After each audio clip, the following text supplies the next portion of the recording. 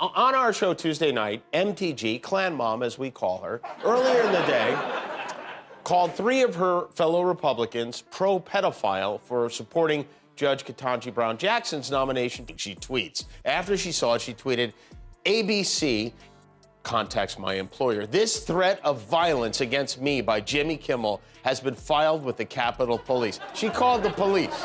After processing the fact that someone called the police on me, believe it or not, this has never happened to me in my life. I tweeted back, I wrote, "Officer, I'd like to report a joke." Breaking news. Laughter is now illegal. At least that's what Marjorie Taylor Greene seems to think. She just reported Jimmy Kimmel to the police for telling a joke. I guess the First Amendment has a no laughing clause we didn't know about. But hold on to your funny bones, because this story's got more twists than a pretzel factory. Trump's decided to play comedy critic, and Kimmel's not backing down. Get ready for a showdown that'll have you laughing all the way to the voting booth. Before we move on, I'd like to ask you a small favor. If you appreciate this content, please take a second to like this video and subscribe to the channel. Over 98% of you watch the videos without subscribing. It costs you nothing, but it makes a huge difference to us. So, did you click the subscribe button? Great. Thank you so much. Now, back to the video. Okay, people, fasten your seatbelts because this tale is more crazy than a ride on the Mar-a-Lago theme park's roller coaster. After our favorite late-night comedian, Jimmy Kimmel, makes a joke about Marjorie Taylor Greene, she acts as though he just threatened to bomb her district. It's called a punchline, not a punch. Come on, MTG. If she's gonna report me to the police, if that's how she wants to play it, I'll report you right back. And I won't go to the police, I'll go to the Justice League. Note to Jimmy Kimmel, not only would Marjorie Taylor Greene's husband make quick work of you, but Rep. MTG herself would make quick work of you. Kimmel would not last too long if he were interested in engaging in unprovoked, terrible violence against this Congresswoman. Wearing a mask while Senator Cruz replied to this, that was not written to him, bizarre, 535 members of Congress can attend the State of the Union without wearing masks, still not good enough for Hollywood. The scoop is as follows. On his show, Kimmel is doing his thing and making jokes as if it were his job, which, you know, it is. Using MTG as an example, he compares her to the Fresh Prince of Bel-Air. He claims his mother became alarmed after Will Smith got into a small altercation. MTG, she ought to be sent to Bel-Air to live with her aunt and uncle. Man, I wish I could send MTG to Bel-Air too, is probably what the audience is thinking as they laugh uncontrollably. But Marjorie, our girl, she's not giggling. No, she's reaching for her phone more quickly than Trump is reaching for his Twitter account. Oh wait, he's no longer able to do that, is he? In any case, MTG isn't phoning her lawyer or therapist. She is making a 911 call. Can you picture that call? This afternoon, she wrote, "You weren't joking. You hide your misogyny and your racism behind your jokes on ABC. This was a dog whistle to the violent left to assault me or worse." And you're misspelled "you're," of course.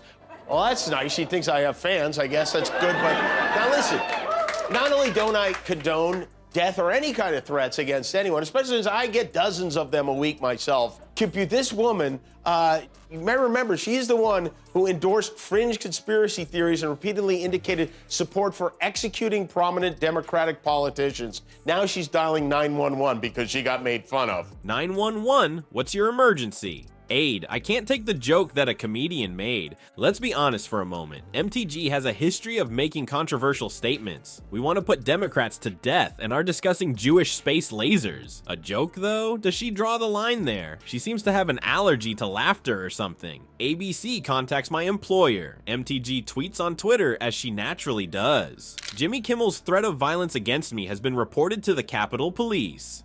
Violence as a threat? MTG, really? It's not a Jewish space laser. It's a joke. The internet goes completely crazy because it is the internet. At a QAnon convention, memes begin to appear more quickly than conspiracy theories. My own favorite? An image of MTG that reads, "Help, I can't handle a joke now that I've fallen. I tell you, pure gold." Hey, you know, all these crazy people in Congress, all of these low IQ individuals in Congress right now, there's one guy who's responsible for that, and that's Donald Trump. First, new evidence tonight that we, you, the American people, all of us, we were all lied to. Frankly, we did win this election. We did win this election. We were lied to by Joe Biden. Obama amnesty.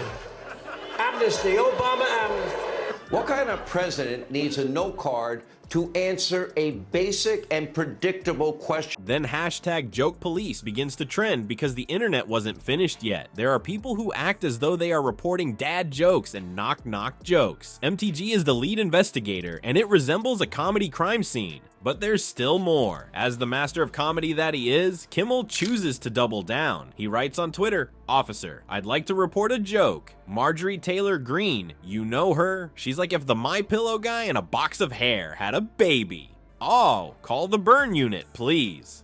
As if this comedy circus couldn't get any more outrageous, Donald Trump, the ringmaster himself, enters the fray. Apparently he can't help but get involved in a fight that isn't related to him. Watching a toddler interrupt an adult conversation is similar, but this toddler has a strange fixation on tiny hands and gold toilets. Grumpy Trumpy chooses to stand up for MTG. Yes, shocker, I know. The defender of political correctness is now the same person who believes that windmills cause cancer. Kimmel is referred to by him as a failed comedian. It is a case of the pot calling the kettle pink. After all, has Trump ever examined himself in the mirror? His 4 years in office were like a bad 4-year-long SNL skit. The worst part, though, is that Trump has a history of comedy that is funnier than any joke he has ever attempted to tell. Do you recall his request that the government look into SNL's mockery of him? Yes, that did occur. He seems to believe that there is a no picking on presidents clause in the First Amendment. Donnie, what comes next? Will the clouds stop raining so you can play golf? What would be Trump's killer joke, referring to people by their nicknames? Sleepy Joe. How ingenious. Did he think about that one all night long? Perhaps he ought to continue working at his day job. Wait, he no longer has one. Kimmel is over here honing his wit like a samurai sword in the meantime. Bringing a bazooka to a spitball match is analogous to that. Kimmel is throwing comedy nukes, and Trump is throwing wet paper towels. Kimmel retorts that he's living rent-free in Trump's imagination. Oh, that must be painful, particularly for a man whose entire identity revolves around real estate. Trump is probably trying to think of a way to get Kimmel out of his head. He might attempt to erect a wall around his mind. I see now that one is already there. It's called his skull. One question remains after this epic contest of wits, or half-wits in Trump's case, is over. Who is the true comedian here? Is it Kimmel with his witty repartee and fast-paced humor? Or is it Trump, who seems to have lived a long, boring joke? Folks, it appears that this comedy battle is coming to an end. MTG is still furious, Kimmel is still making jokes, and Trump is still just being Trump. Who would have guessed that a straightforward joke could create such a stir?